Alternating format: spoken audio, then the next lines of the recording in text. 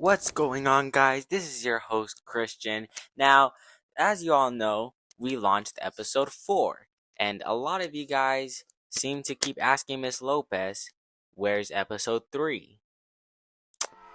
We don't.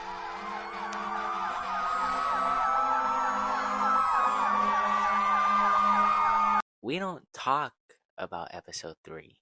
Anyways, leadership announcements. Let's go. Hello, HAT students. Is your school secretary, and I have an announcement here. Um, this March, we have a Hat Madness event. It's a basketball tournament where students could create teams and play, and the winner would be competing against a teacher-led team.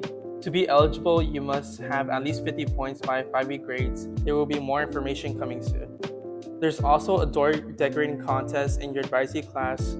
The theme is spring and nature. Doors must be complete before Student Light Conference, which is May 29th. So, you guys like that announcement? I did. Now, it's time to go a look into the jungle. And who better to host this segment of the wild jungle than me? So, without further ado, I'm gonna let you guys see the rarest specimen ever. An avid reader. I am your host, Christian S. And today we are gonna witness a rare specimen out in the jungle that we call school. An avid reader. Never heard of before. So let's go. 3, 2, 1. Oh, Mister, what are you reading? What's good with you? Oh, hello. I am reading Uzumaki by Junji Ito. Spiral into horror. What does that mean? What does it mean, mister? What does it mean? So I don't really know what Uzumaki means. I think it's the name of the character, maybe? I don't know. But it's a book about spirals and madness, which I find very fascinating. See, so explain to us, why is the page going from left to right instead of right to left? So I actually don't really read that many mangas. This is probably like the first one I've ever read. But yeah, in manga, I think they read from right to left, right? We don't go like normally we do here. We go the opposite way.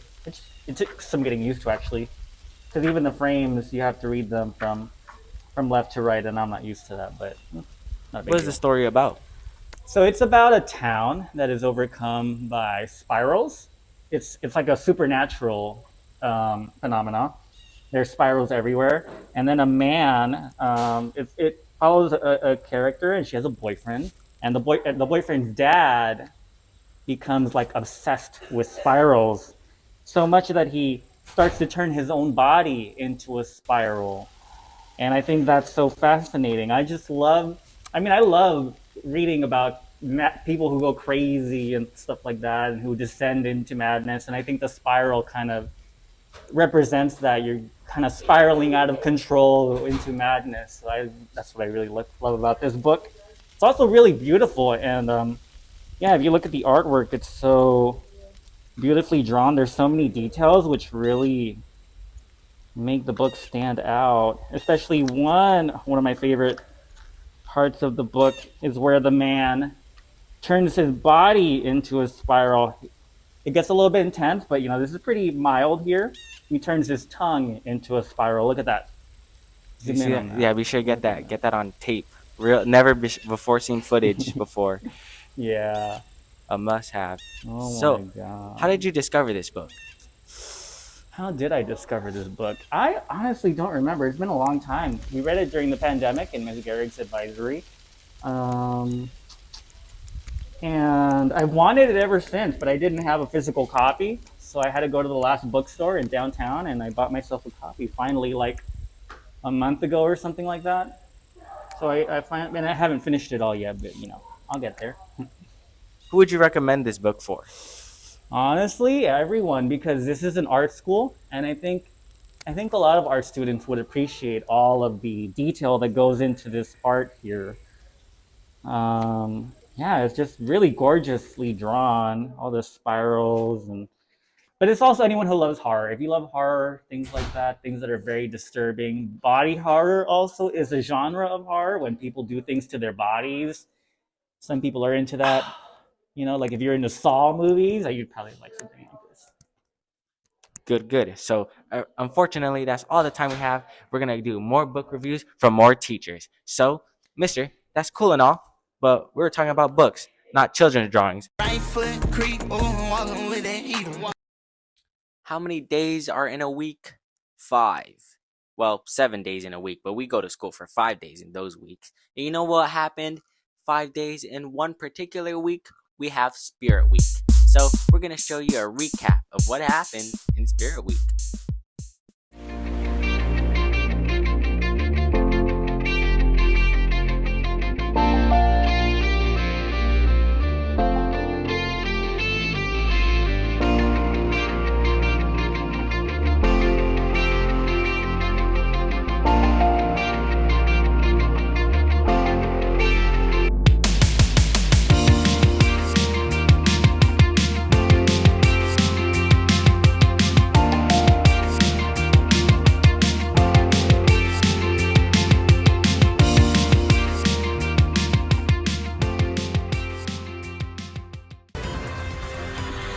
Entre mundo, oh. Un maestro. ¿Cómo se llama, mister? Hola a todos, mi nombre es señor Vázquez. Estamos con Mr. Vázquez. ¿De dónde nos dice que es? Sí, bueno, yo nací aquí en Los Ángeles y la mayoría de mi vida la pasé aquí en Los Ángeles, pero mi familia es de Guadalajara, en México. Okay. De México.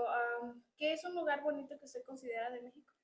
De México, yo diría Tlaquepaque, es un pueblito cerca de Guadalajara. Igual hay una plaza bellísima donde se practica ahí el baile folclórico y es una celebración muy importante para mí. Ok, muchas gracias por su colaboración. Estamos con Francisco, Francisco. ¿De dónde eres? de Guatemala. De Guatemala. ¿Un lugar que te gusta así como de Guatemala? A Izabal, ¿Por qué te gusta? porque voy con mi familia a pasar el verano.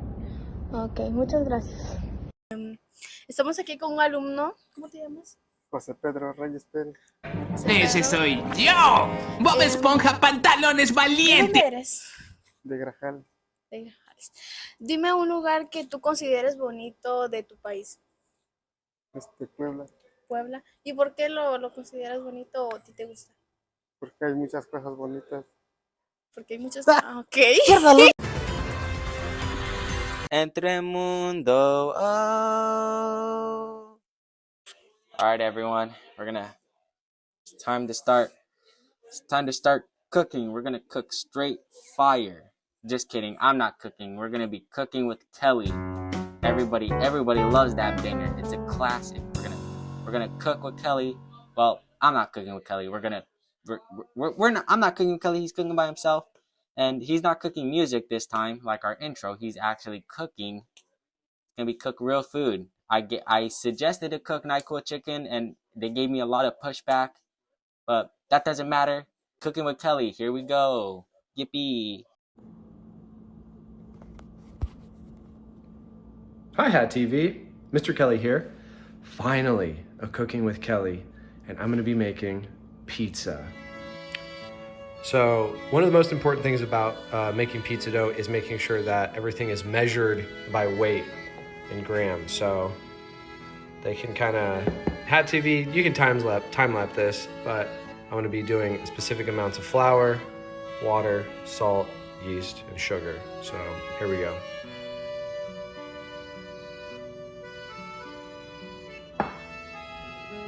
All right, so I usually actually do this with my hands, but I'm gonna be trying it in the food processor and we'll see if it works. So I'm just gonna slowly mix up the dry and add water in.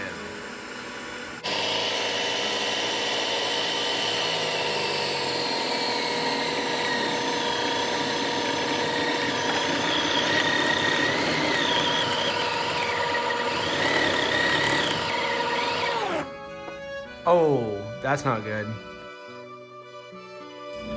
After you've kneaded it for a while, I kneaded it probably 5 minutes. It's gonna start to get tough because the gluten is working. And then you wanna put it into a nice little ball and rest it while it proofs for about 2 hours. You can do this overnight and make sure that you cover it with plastic wrap. like this. At some point to, I don't know, just work it more, and I'm gonna split it into 2 balls and then rest those for a little longer. All right, we've got our 2 dough balls, and this is the trickiest part where you have to shape them. I'm gonna time lapse this, but the one tip is you wanna keep a ring of airy dough around the crust. Don't flatten the crust or else it'd be a flat crust. Time lapse time.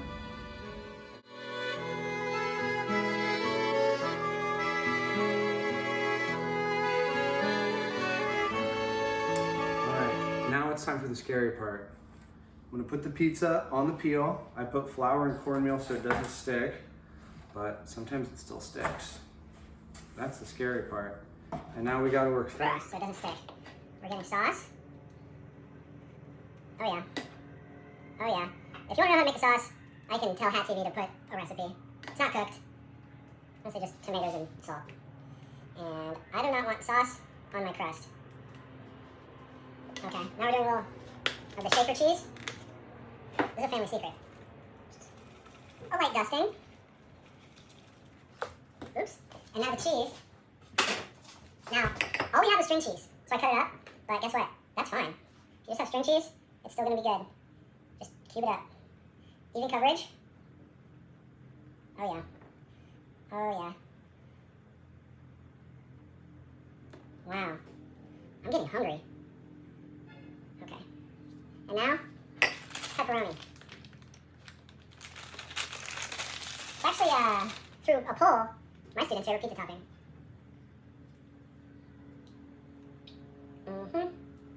Now, these will make the pizza a little greasy.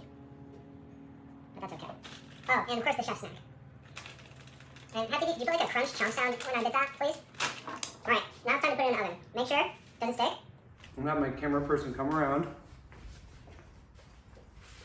And I'm gonna launch it onto my pizza steel. Are we good? Here we go. You come on in, get tight. Here we go. Gotta be quick. Oh yeah. And I'll see you when the pizza's ready. Gah! It's ready. Let's pull her out. Oh yeah. That's what I'm talking about.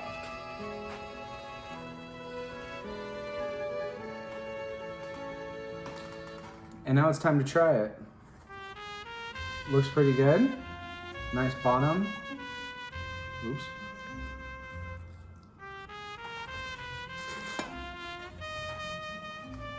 Mmm. Mmm. The flavors are definitely exploding on my tongue. Thanks for watching Cooking with Kelly. Sorry, my mouth's full. Unfortunately, that's all the time we have today, so what better way than to close out this episode than having my twin brother say goodbye? Isn't that right, Donovan? Yeah, you're absolutely right.